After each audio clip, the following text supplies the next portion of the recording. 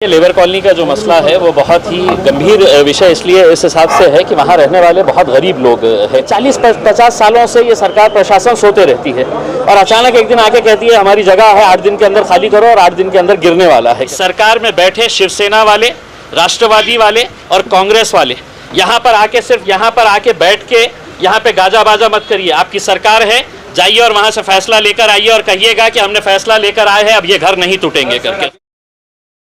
देखिए, labour colony का जो मसला है वो बहुत ही गंभीर विषय इसलिए इस हिसाब से है कि वहाँ रहने वाले बहुत गरीब लोग हैं, कई सालों से रह रहे हैं।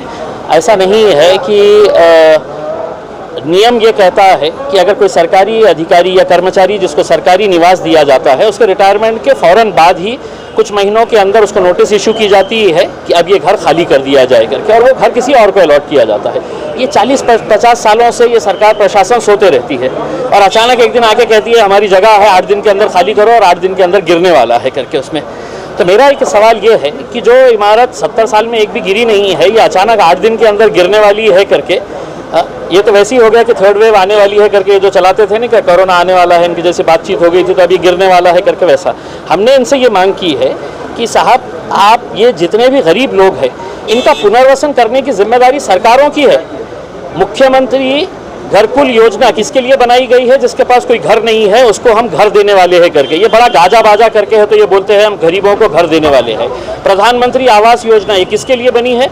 तो जो गरीब जिसके पास घर नहीं है उसको घर देने के लिए, मुफ्त में घर देने के लिए वो स्कीम बनाई गई है। तो यहाँ पे जितने सारे लोग रहते हैं वो इतने सालों से रह रहे हैं, तो आप अदालत ने क्या कहा है छोड़ दीजिएगा, उसके अंदर अदालत ने उनके फेवर में कहा है, लेकिन एक इंसानियत की बात होती है। ऐसे ऐसे लोग वहाँ पर है जिनका आगे पीछे कोई नहीं है, 70, 75, 80 साल की महिलाएं हैं जिनका ना बेटा है, ना पति है, ना कोई है, वो अकेले रहती है। ऐसे लोगों को आप बुलडोज़र चला के है तो उनको कहाँ पे है तो बसाने वाले हैं उसमें।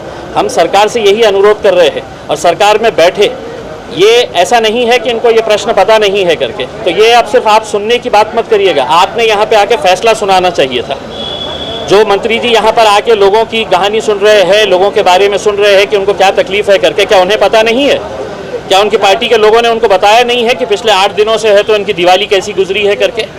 लेकिन ये है कि अगर सरकार चाहे तो वो निर्णय 1 मिनट के अंदर कर सकती है। अब देखना ये है कि सरकार गरीबों के साथ खड़ी हुई है या किसी और के साथ। मंत्री जी का कहना है कोर्ट का जो आदेश है हम क्या कह रहे हैं कि अदालत इसके बारे में क्या फैसला सुनाई है ये दूसरी बात है, लेकिन एक इंसानियत का भी मुद्दा है।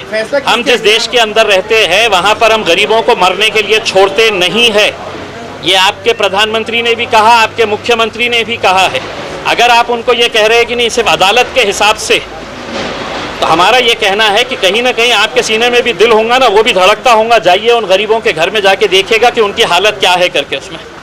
सर वो जमीन होने वाली थी वो टल गई है साहब। अब ये फैसला जो है वो सरकार में बैठे, और सरकार का मतलब ये है कि सरकार में बैठे शिवसेना वाले, राष्ट्रवादी वाले और कांग्रेस वाले यहाँ पर आके सिर्फ यहाँ पर आके बैठ के यहाँ पे गाजा बाजा मत करिए। आपकी सरकार है, जाइए और वहाँ से फैसला लेकर आइए और कहिएगा कि हमने फैसला लेकर आए हैं, अब ये घर नहीं टूटेंगे करके। अभी जो है 50 साल की बुजुर्ग जो है तो सुबह 4 बजे से बैठे हुए हैं। आपको 4 बजे से लग रहा होगा, मुझे 8 दिन से है तो उनकी दिवाली कैसी गुजरी है मैं जानता हूँ करके। आप आज 4 बजे की बात कर रहे हैं, जिस दिन उन्होंने ये बोर्ड लगाए हैं उस दिन से उनकी हालत क्या है ये हम अच्छी तरह से जानते हैं। वहाँ के लोग कहते थे कि जमीन निजाम की जमीन का प्रकरण सामने आया कि निजाम ने सब जो भी है, जमीन किसकी है, सरकार की है, निजाम साहब की है, हमारी है, तुम्हारी है, कोई मतलब नहीं है। अगर वो जमीन सरकार ले रही है तो उन गरीबों को कहीं ना कहीं बसाया जाए, ये हमारी मांग। नोटिस लगी थी 31 तारीख को, ये बैनर पे फर्स्ट टाइम लगी थी, हमने तो फर्स्ट टाइम देखा। आप क्या कहना चाहेंगे इसके बारे में?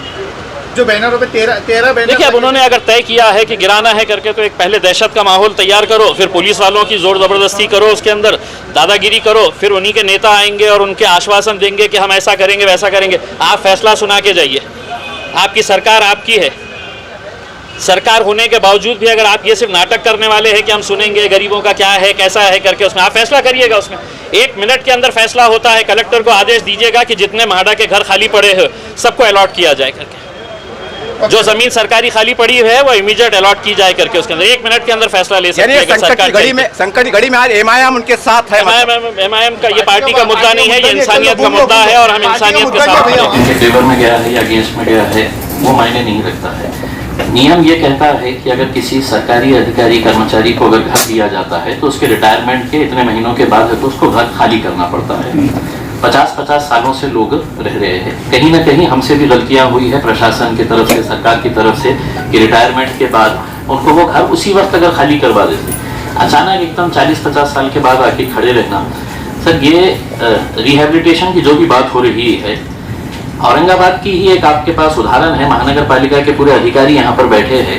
ये जो वंदे मातरम हॉल बना, उसके बाजू हज हाउस बना, वहां पर पूरी बस्ती हुआ करती थी, और वो वहां पर जब वंदे मातरम हॉल बनाने की बात हुई, हज हाउस बनाने की बात हुई, तो वो लोगों का विरोध था कि ये यहाँ से नहीं करना। उस वक्त तो प्रशासन ने ये फैसला लिया कि इनको पूरों को उठा के हम पड़ेगांव के अंदर है तो दूसरी जगह देंगे करके उनको वहां पे रिहेबिलिटेट किया गया। अगर वही नियम के हिसाब से अगर किया जाए तो इनका भी उतना ही राइट बनता है।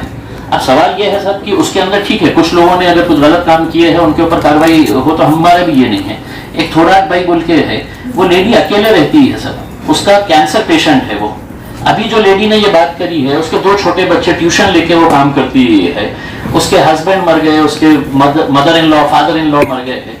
हमारी सिर्फ यही आपसे विनती है कि सरकार की इतनी सारी स्कीम, मुख्यमंत्री घरकुल योजना है, प्रधानमंत्री आवास योजना है, इसका मकसद ही यही है कि बेघरों को घर देना।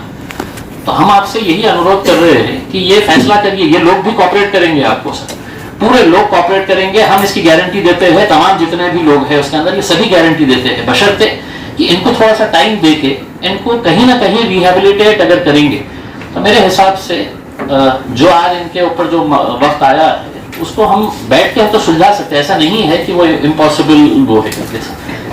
हरसूल के अंदर जगह है सर, पड़ेगांव के अंदर जगह है, कहीं ना कहीं उनको अगर रिहेबिलिटेट करते हैं, या नहीं तो अभी टेम्पररी जो लोग जिनका कुछ भी नहीं है, जिनके आगे पीछे कोई नहीं है, तो उनके लिए भी थोड़ा सा अगर इमीडिएट अगर हम कहीं दे सकते हैं माडा के उसमें या कहीं दूसरी जगह के ऊपर अकोमोडेट कर सकते हैं। तो बस आपसे यही अनुरोध है सर। कोर्ट ने क्या फैसला दिया है, कोर्ट इनके फेवर में गया है या अगेंस्ट में गया है, वो मायने नहीं रखता है।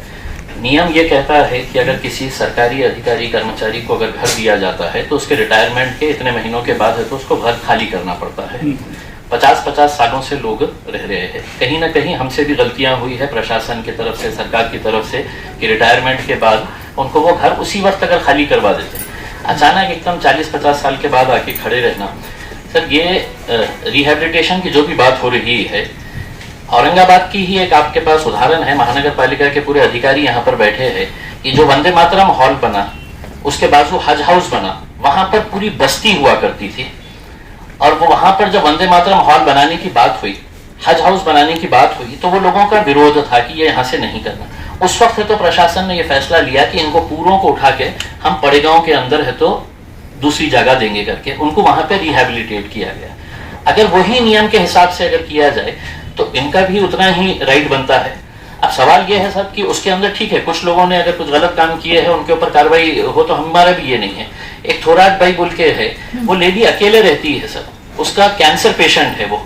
अभी जो लेडी ने ये बात करी है, उसके 2 छोटे बच्चे ट्यूशन लेके वो काम करती है, उसके हस्बैंड मर गए, उसके mother in law, father in law मर गए हैं। हमारी सिर्फ यही आपसे विनती है कि सरकार की इतनी सारी स्कीम, मुख्यमंत्री घरकुल योजना है, प्रधानमंत्री आवास योजना है, इसका मकसद ही यही है कि बेघरों को घर देना।